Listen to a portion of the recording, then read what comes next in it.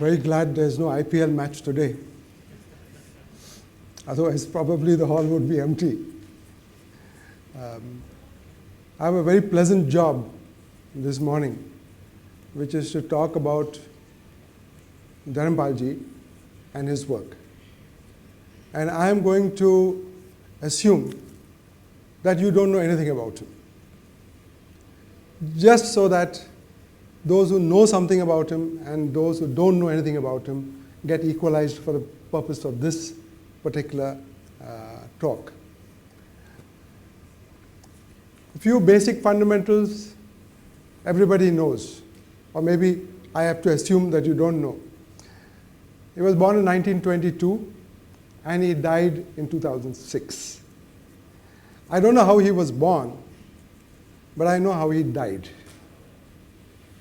He died in a rage. This is the first time I have come across an individual who died angry and who died in a rage. 2 days before he died, he was so upset and so depressed with the political scenario unfolding all over the country that he began throwing things around his room, smashing things in total desperation. And you have to really wonder how we are driving, not just people like Dharampal, but hundreds of people to the same type of situation. And my hope, at least during this talk, is to try and persuade you to look at some of the things that he did. Because compared to a large number of other Indians who grow up, who eat, who pollute the air with their carbon dioxide and their rivers with their sewage, and then pass away with having done absolutely nothing. In his case, his output is so amazing, so astonishing, and so transformative that anybody who goes through it, or even part of it, will never be the same. And if at the end of this talk I am able to give you some idea, some inspiration, some incentive to look at his works, then I think I would be more than satisfied coming here. He was associated historically with a large number of people, some of whose names you would know. For example, Miraben was very close to him. Anna Sahib Sahasrabudhe from Maharashtra was very close to him. He was a close associate of J.P. Narayan, Jayaprakash Narayan, and very well known in the Gandhian circles. I mean, I will come to that shortly. He was a public intellectual in the sense that I remember in 1962, during the war against China, he was one of the few individuals who wrote a public letter to Pandit Jawaharlal Nehru. And Pandit Nehru promptly put him in jail. I mean, we don't know these things because we associate Nehru with liberal culture and so on. But just for writing a 2-page letter to him, he put him in jail. I mean, Dharampal did not go to jail during the independence movement of Mahatma Gandhi, but during the time of independent India, for saying things which the Prime Minister thought he should not say to him in any case. I think he had a very difficult time with Nehru most of his life. And it was only when the NDA government came to power that there was some sort of amendments done, and he was appointed the chairperson of the Cattle Commission of India in 2001. That was a commission explicitly set up to look after what is happening to our cattle, to our cows and our animals. Because we set up good pay commissions to look after all our government servants every few years. And we have endless number of other commissions to look after the cause of human beings. But we don't have any commission to look after the rest of living creatures in this great subcontinent that we call India. The other amazing thing that you should know about Dharampal was that he never promoted himself. Compared to many of the intellectuals today who go with biodata and number of conferences they have attended and so on, you could never get anything out of him. You could never get any suggestion that you should write an article about his work or whatever. He was very free with his information. He had huge volumes of information. He had an encyclopedic knowledge of matters in his head. But if you said that you wanted to write something on something that he was discussing with you, he said, go ahead and write it. And he would support anybody who would want to work on his data, on the things that he had collected. And never once would he ever insist that somebody should put his name, that his material came from Dharampal's collection or whatever it is. I've never seen that. And that's another great sign, I think, of a great human being, that his ego didn't exist. It just didn't exist. I mean, he was a remarkable person. He lived a very simple life. He was dressed in khadi all his life, and always walked around in chappals, ate very simple food, lived in Sevagram. And Sevagram food is, of course, not the food on earth. We would get some rotis, sometimes baingan. We get baingan in the morning, sometimes baingan in the evening, baingan next day, and some dal. But I mean, that's how we survived. Of course, when he died in Sevagram, and his ashes were eventually interred in Sevagram itself. The other thing that is remarkable about Dharmpal was that he was obsessed with Gandhi. I think he is probably one of the few people in the country who has read every single volume of the 90-odd collected works of Mahatma Gandhi. Except, of course, for Mr. Swaminathan, who was the editor of the works. He had to read them. This man read everything about Gandhiji. He was very critical of Gandhian institutions. I mean, he was not a Gandhian in that sense. I mean, he sort of,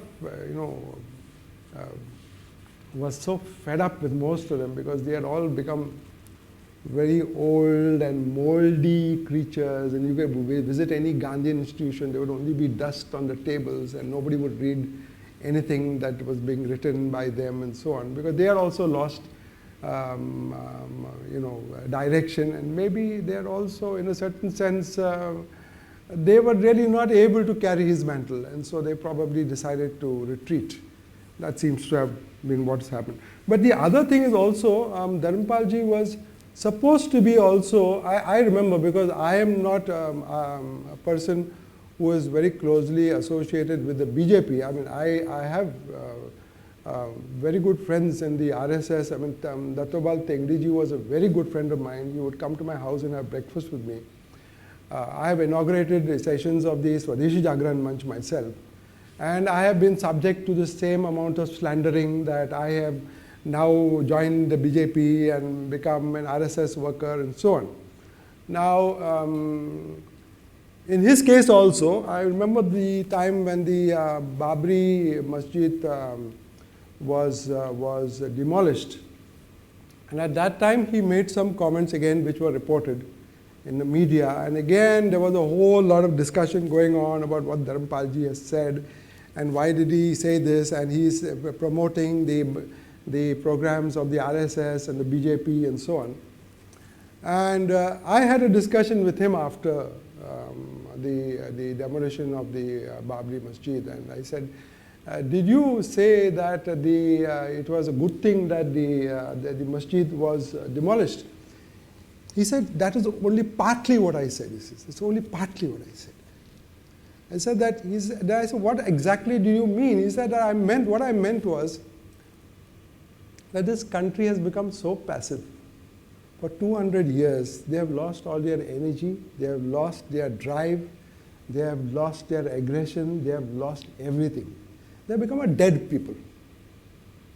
Gandhiji tried to revive them, but after that, because he has gone, this whole British system has come full throttle back on us with their insane education system and their MBAs and whatever, and the public is completely become sterile and dead. So he said that it was a good thing that they developed the Babri Masjid, but he said that that is not enough. That was not enough. He said that the day this society will be fully liberated is when they go and demolish the Rashtrapati Bhavan.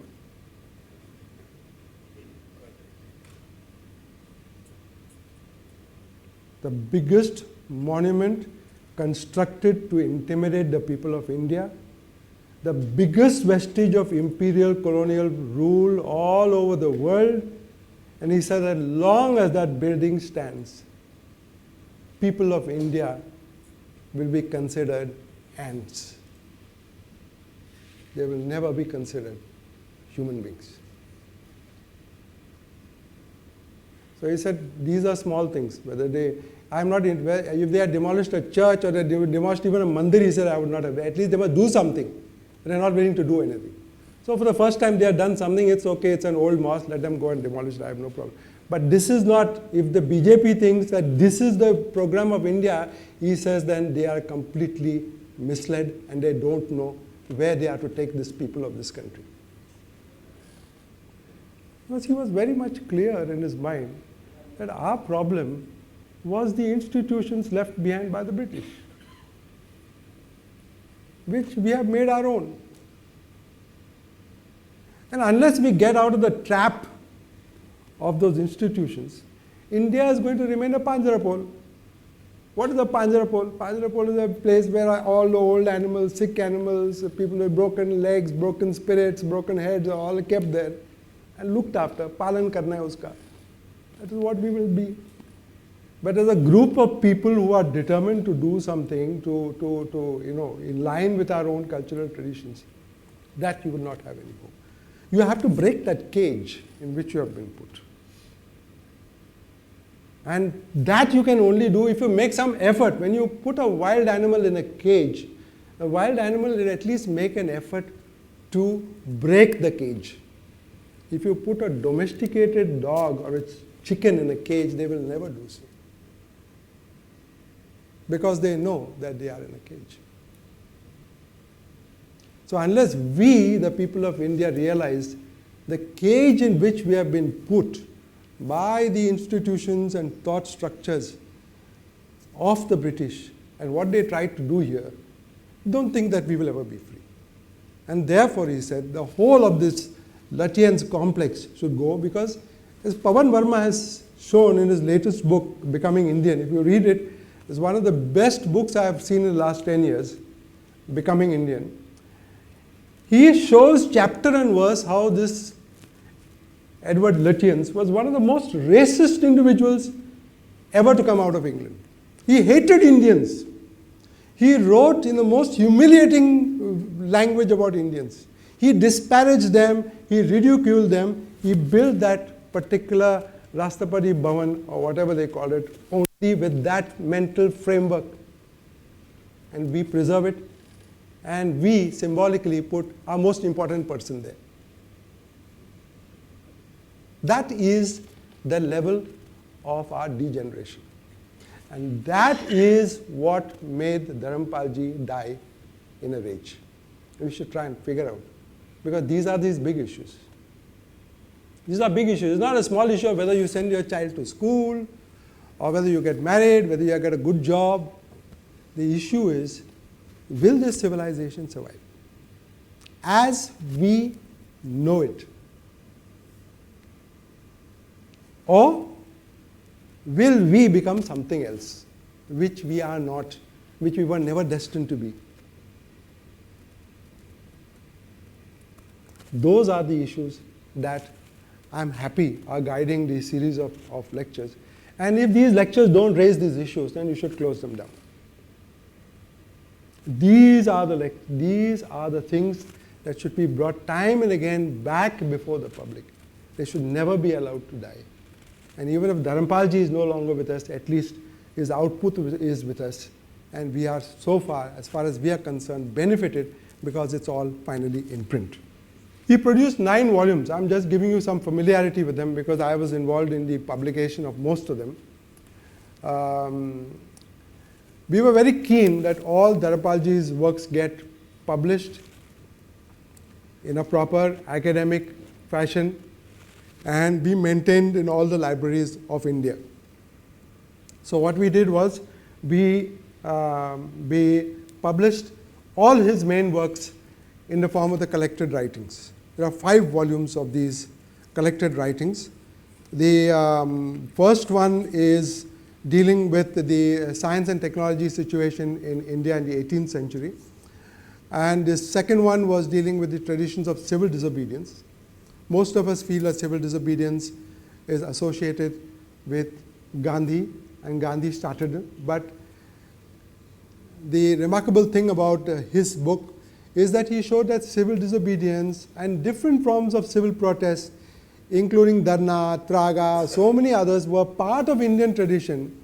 And in that one book of his, he relates a very huge civil disobedience, satyagraha, that was conducted in 1844 against a tax that had been imposed by the British in the town of Benares. So he was trying to show that Gandhiji himself linked to several aspects of his tradition. He innovated on them, but he didn't create them. They were there. He didn't come out of a basket. He was not a magician. He was part and parcel of that tradition, and he was able to innovate and radicalize them. The third volume is called The Beautiful Tree. The Beautiful Tree is based largely on the reports of Adams, who went around before the British took charge, did a survey, and found that in most villages in India, there were schools. Schools were operating. It's a survey done, physical survey done. It's not done by an Indian also, it's done by an Englishman. So you say, no, schools started, basic schools, even the entry of women into schools and on in England is hardly 100 years old. But in India, there were schools in every village. This is well documented. More important, the composition of the children who went to the schools was totally contrary to what we have been expected to believe. We think that the schools were only meant for Brahmins, and maybe, but the maximum number of students in those schools were in the category of Shudras at that time. I remember another very interesting statement that Dharampalji made when he was talking about his, in 66 or something, he was on a train journey. And he had got into a third-class compartment, and there was a whole lot of women and men, and they were sitting and talking, how it is in a train. Not middle-class people, he's talking about rural people in the countryside who were traveling around. And they had a lot of pots with them. So he asked them, what is all this in these pots? They said, that is all our food. We have got our wheat here, we have got our ghee here, and we carry our food wherever we go. So then he said that, where are you going? So they said that we are on a yatra. We are going around to different religious places. So he said, don't you want to go to Delhi? Aren't you going to go to Delhi? They said, that is not important for us.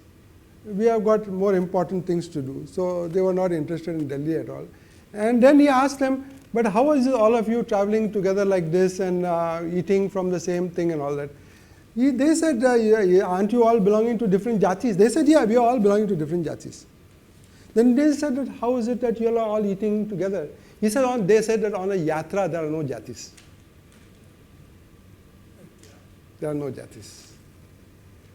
See, this is the wisdom of the people of India. We have screwed it up with all this nonsense, with all this anthropology, this sociology, all tutored by American sociologists and political scientists and who knows what. And we feed it every year as garbage to all our MA political science students and all that sort of thing. And, but we should look at that tree. It's the biggest of the books, the beautiful tree. But it's really amazing how that society and how the education system was organized. Then there was a book on the Panchayati Raj and India's polity, which is basically the discussions of what happened to the Constituent Assembly about how making the panchayat as the basis of the political system, which of course finally came with Rajiv Gandhi and the 73rd and 74th Constitutional Amendment Panchayati Raj Act and the Scheduled Areas Act and so on. But that whole discussion is very well encapsulated in that book. And finally, there were a series of his lectures that he had given in different institutions and so on. So we put that into the 5th volume, Tradition, Recovery, and Freedom. And that was the 5 volumes of the. It's still selling very well. I mean, we thought that we would be left with this whole pile of books, but 5 volumes people are buying still. And the 3rd reprint now. My staff is telling me that we have to come out with 1 more. So it's a very good sign that that these books are being reprinted.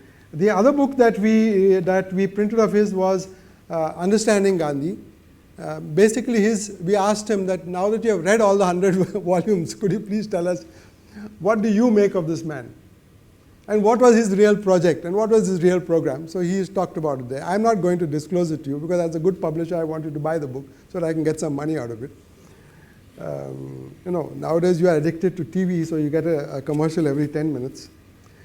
And then you have 2 other books brought out by the Society for the Development of the Himalayas, that is Pavan Gupta's book. One is basically on the British origins of cow slaughter in India, which makes a very interesting point that Muslims are not necessarily associated with cow slaughter.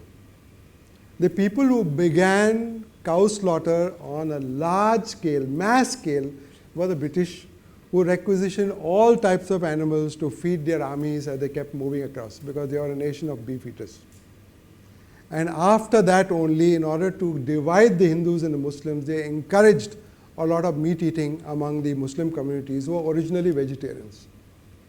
It's a very interesting book. It was released by the chief of the Muslim community in UP in Lucknow. This is the extent to which we get stuck with our stereotypes of people and communities. And the communities themselves get stuck in their own stereotypes. Just like many of us are stuck in our own stereotypes about India.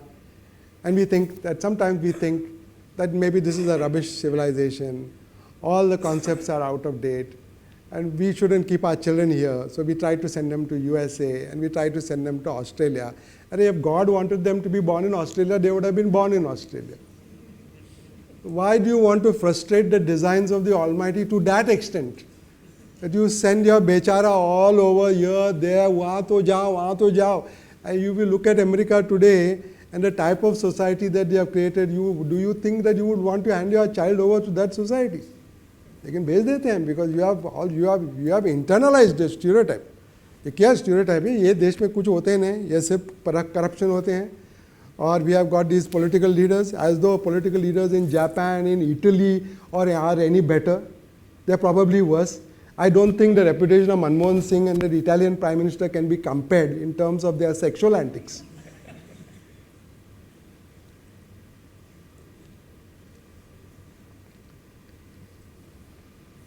And then this is also a very fascinating book, Discovering India, all his pieces about how he himself found out a lot of things about India which he himself did not know. It's not that his quest was 40 years. 40 years of working. He went to England. He was married to an English woman and he was living in London. And he said, what will we do there?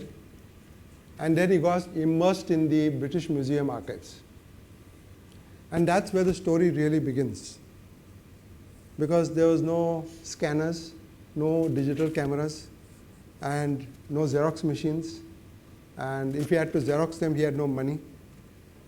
So this man, for over 25, 30 years, did only what many of the old scribes in all the ancient libraries of the world used to do. He copied everything. He copied all the India archives by pen, laboriously, and that also not in ball pen, in that old ink.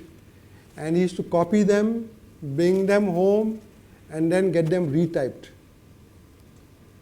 And he collected several trunks full of this material, just not because he was interested in publishing it or something. Basically, he was interested in trying to understand what had gone wrong. Why are we living in this type of situation? And can we do anything about it, or can't we do anything about it? If we can't do anything about it, then all of us can commit harakiri. All our children are already committing suicide when they don't get some pathetic marks or something. So, chalega, hum unke saath hi jayenge, no problem. So he went and looked and looked and looked at everything, and incidentally our paths crossed. I was in Amsterdam doing a PhD. Don't ask me how I landed up there.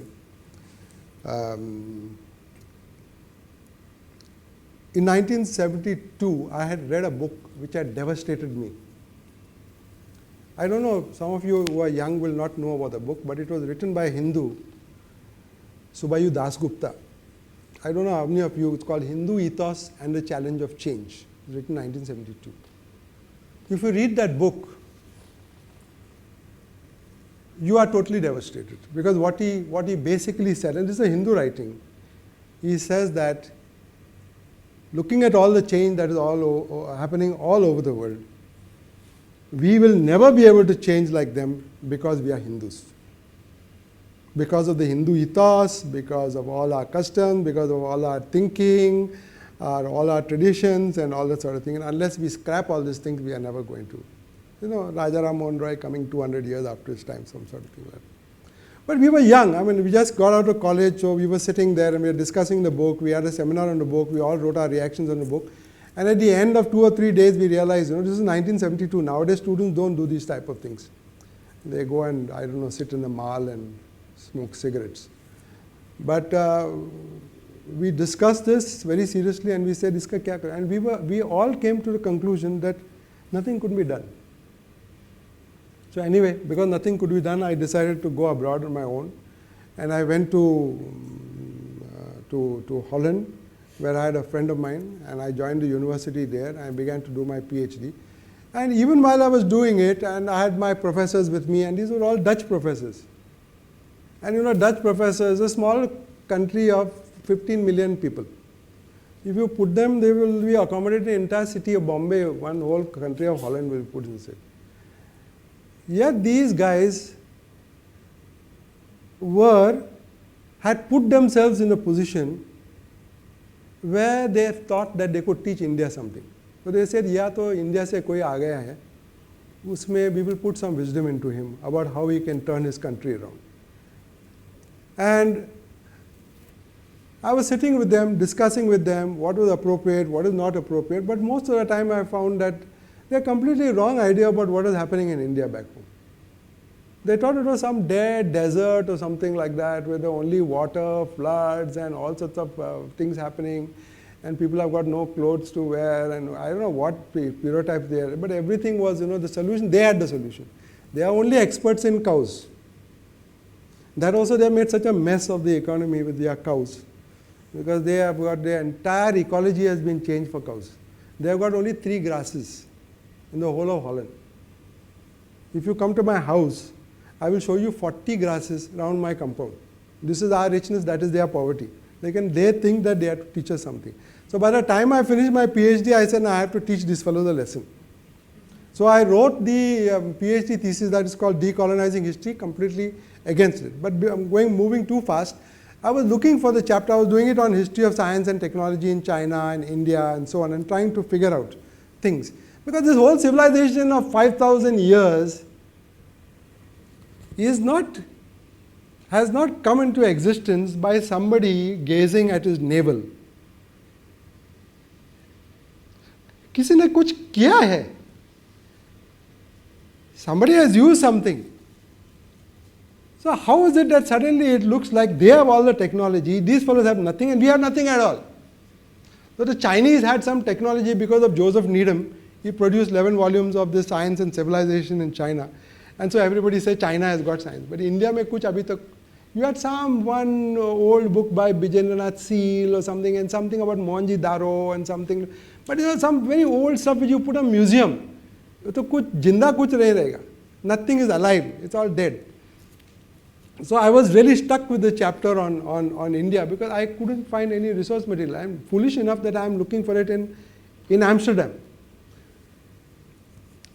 And then I went into one of the libraries, South Asia Library, and there I discovered Dharampal's book, which had just come out from Biblia Impex. And then I read it, and I read it, and I reread it, and I said, now, for the first time, you can see the scales falling from your eyes. And you can see that, oh, this is what he is saying. And these are not pieces which he is writing. These are reports, scientific reports, which are documented in scientific journals, and they are the basis of very large industries which we don't know anything about. And because of that book, I was able to write my PhD. I would not have been able to write my PhD. I would have given it up. I would have said, ये तो industry and China में हो जाएगा, like Subhayu Dasgupta would say, यहाँ तो कुछ होता ही नहीं, and I would have had to give it up. But that became the turning point in my life. And at the same time, lo and behold, the PPST, that is the Patriotic and People Science and Technology Group, which was a group of all the youngsters in the Indian Institutes of Technology who are also fed up with working with Western technology. They had formed a group of like, what can we do about trying to do something else? This technology which is there may be good for Europeans, but we don't think it's good for us. Can we do something about it? So they also were searching at the same time. So it seems to have been some sort of a convergence. So after I wrote my PhD thesis, I went to England and met him. And foolishly, I mean, you can see how dumb I was at that time. I said, Dharampal ji, once I write about you, you will be the most famous man in India. What arrogance. What arrogance. Of course, he had a very funny way of looking at you when he didn't entirely agree with what you were saying. But anyway, we came back to India, and then I introduced him to the PPST in Madras. Then the PPST journal was started, and a huge amount of writing. Then there were 3 congresses that were held, 3 national level congresses that were held on traditional sciences and technologies. The IITs miraculously participated in them, and there was a lot of discussion on what is happening, and that led to a lot of other very, very interesting research and re-evaluations. He remained largely with science and technology because this is all the material which was so new and so interesting that he became like a madman. He went on collecting every possible document that was available on these type of reports, which was not available in India, may have been available someplace, but it was not really available in one form. And this is one of the accidental benefits of being colonized by these guys, that they wrote down everything that they encountered, from the schooling system to the medical system, to the making of steel, to architecture, to the textiles. You take the art of plastic surgery. We were talking about plastic surgery called rhinoplasty. Rhinoplasty is the art of reconstruction of noses. I couldn't believe it when I read in Dharampal's book that the art of plastic surgery had migrated from Pune to the Royal College of Physicians in England. Fortunately, he had given the references. So I went back, because in Amsterdam you could get all the references. I went back and located the scientific papers of British surgeons who were present at the rhinoplasty operations in Pune, described the techniques in detail, and then I did nothing else but copy them and went back to England. The scientific papers are available. I've got them, I think, in my own collection. But anybody says surgery, plastic, surgery, of course, with Sushruta and all that, we should think that surgery, we were already very good. And rhinoplasty is mentioned in Sushruta. But if you ask anybody today, they will say plastic surgery to England se aa gaya hai. Technique, no, why? Because a very peculiar custom in India, there's to cut off the noses of those men folk who are found fooling around with somebody else's wife. That is the story. Huh? So they should disfigure the person by cutting off his nose. So if they discovered, and everybody would know that he was sleeping with somebody else's wife and having an affair. So they had got the whole art of reconstructing the nose. So you can draw the conclusion from that a lot of people were fooling around with other people's wives in Pune society at that particular time. If this had become into such a refined art, scientific art. But there was a reason for its coming up. There was a reason for its proliferation, and there was a reason for its competence and skill. The same thing with smallpox. We think of small as vaccination. Vaccination means vacuus from the cow. So Jenner worked with cows. So okay. So we think it's come again from England, but it is very well documented that the whole art of vaccination was done, mind you, by Brahmin physicians who would take the smallpox from an existing person and grind it into, by one of their instruments, into the arm of the person and get him resistant to it. The whole technique of getting the body resistant to it was very well known, very well practiced. And these physicians would go around. They were itinerant physicians. They were not stable physicians. They would go around from village to village and they used to do it.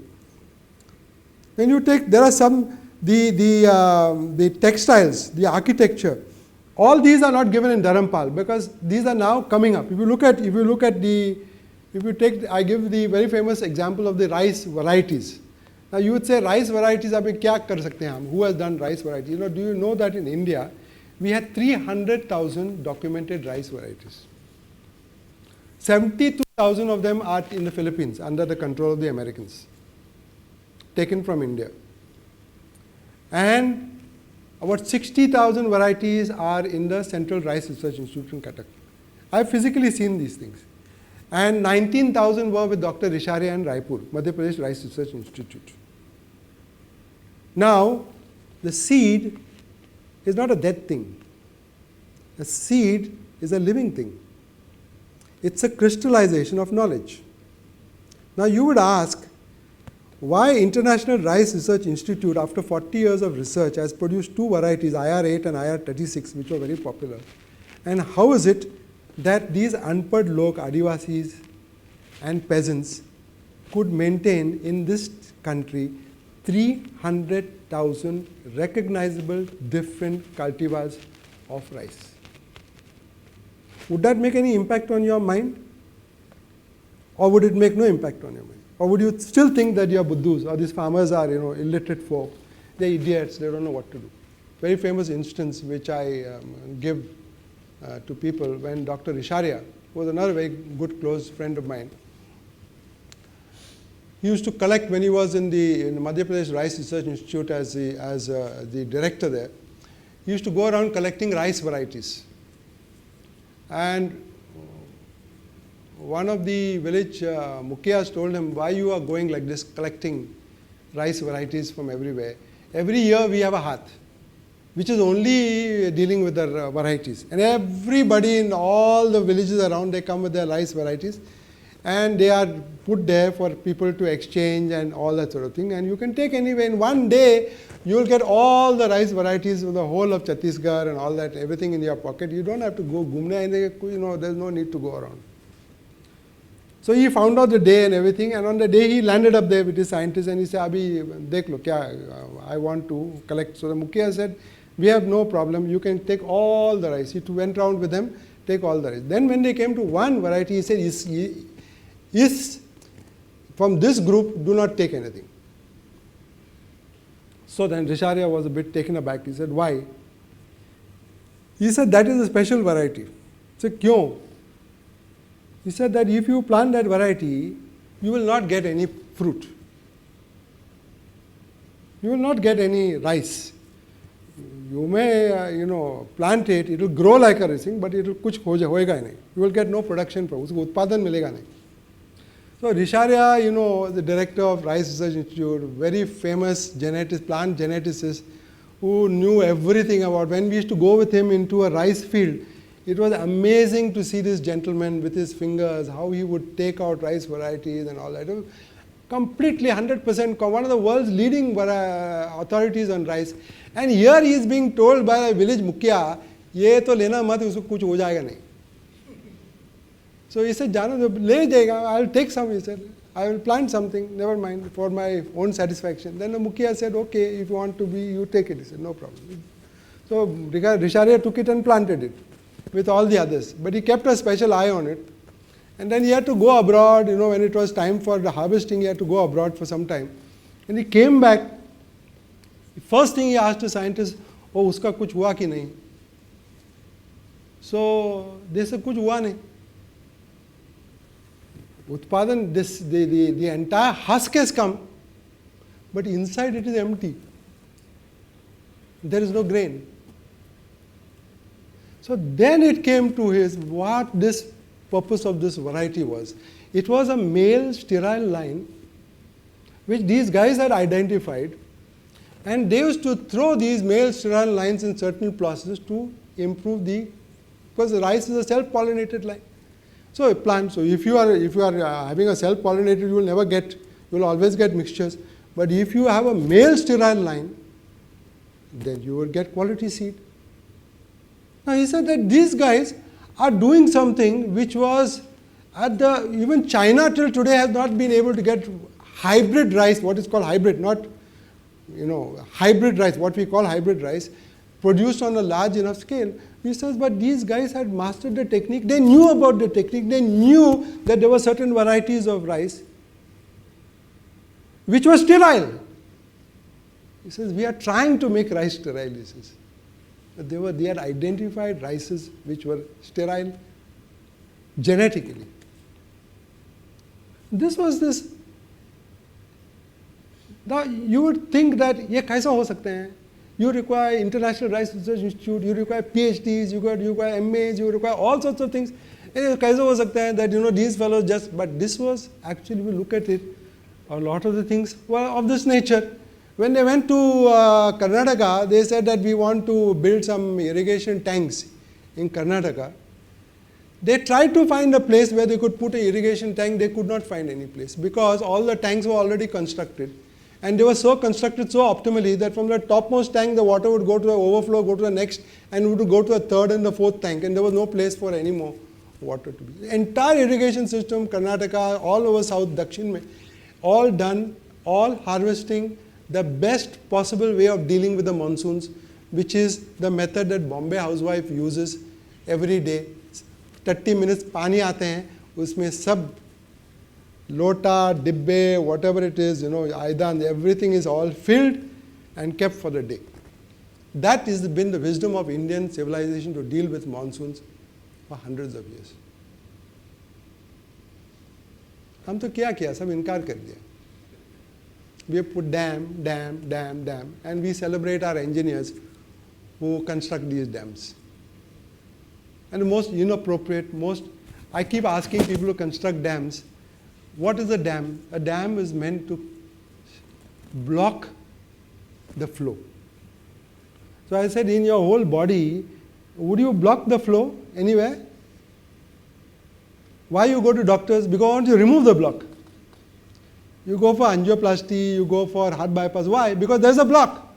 So why is it that in nature you do the reverse? You keep on putting blocks everywhere so that you keep on blocking the flow of your water into the sea, and you don't harvest the surplus, but you block it and you destroy all the catchment area behind it, because the catchment area is all forest, and you bury all the forest in huge volumes of water. And this is our great invention. You take the issue of cows. Dharampal ji, when he was working with the Cattle Commission of India, the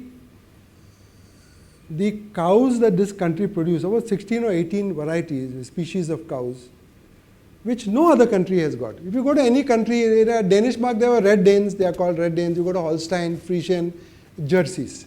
Uske अलावा कुछ तो नहीं है. They are bred. Now they are producing 70 liters, and they have become a curse to the animals. Nobody should treat animals like that. They should just remove the cow and put one machine there. There's no meaning anymore for this type of suffering that they are inflicting on the cows.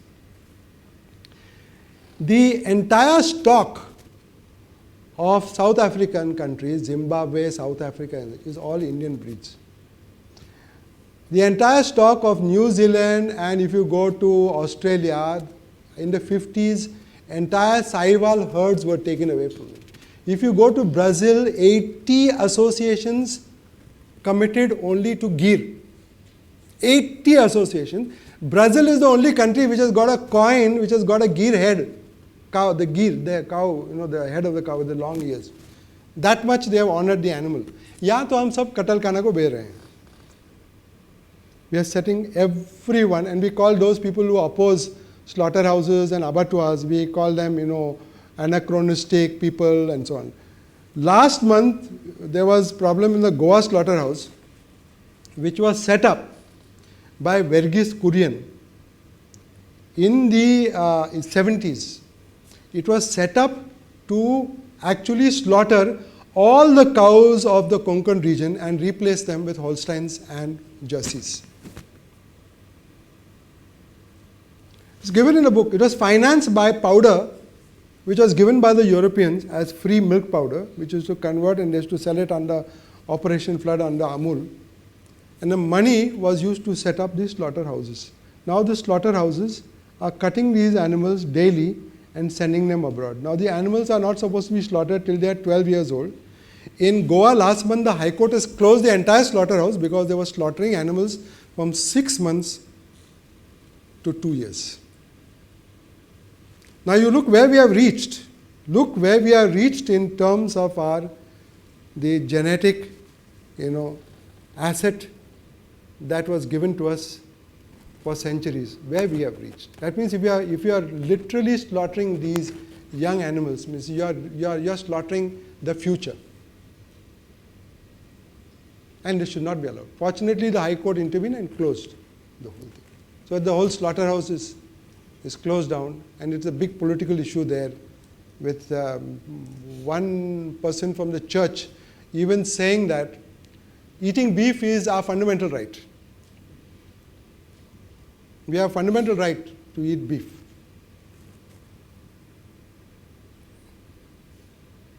Now, if you go to look at the Indian government's programs on cattle, you will find that all of them are designed to impregnate whatever animals are there with Holstein Friesian semen.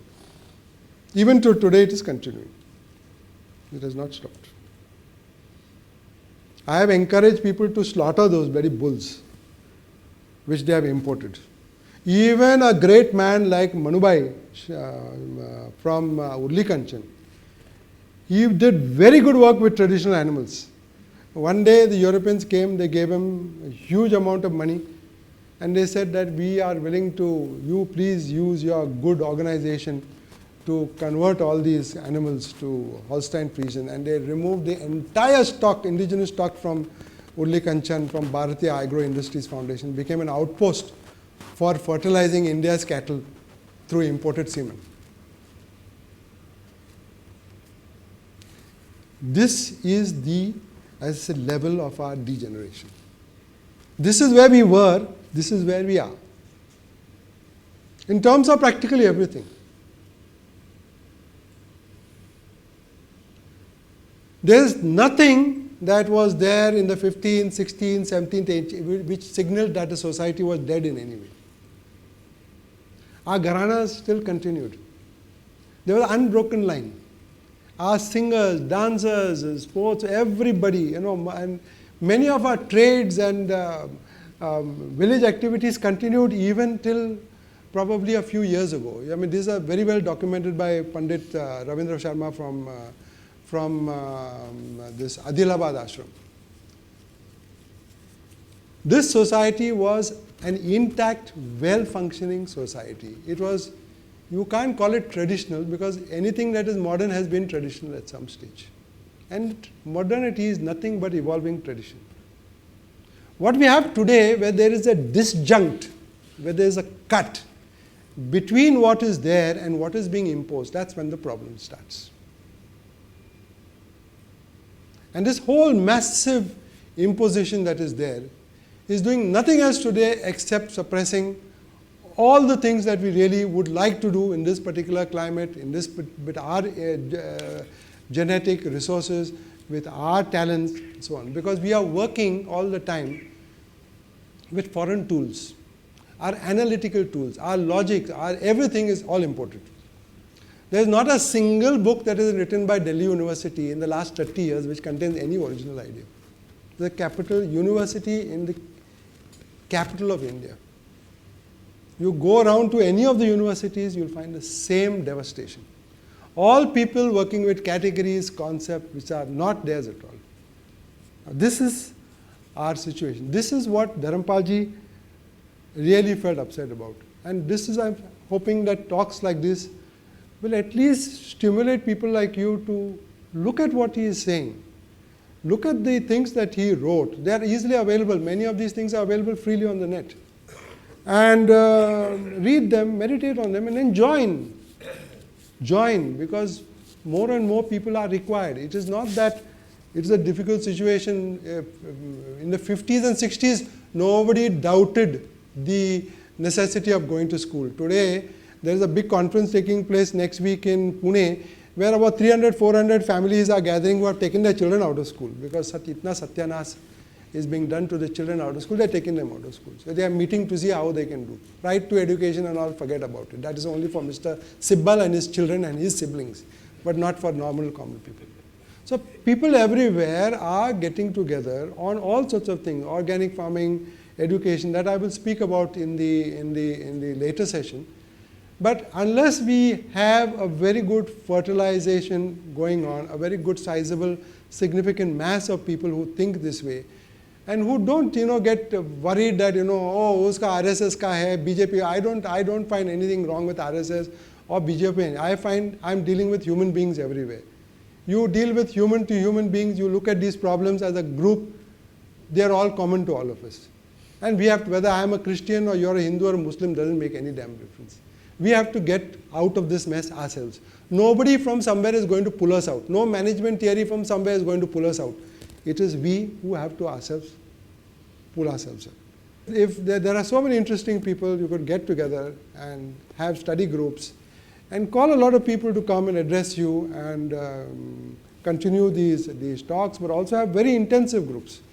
1 week, 2 weeks, to master some of these issues so that you yourself can pass on that pride and that sense of belonging, of being something to at least your children.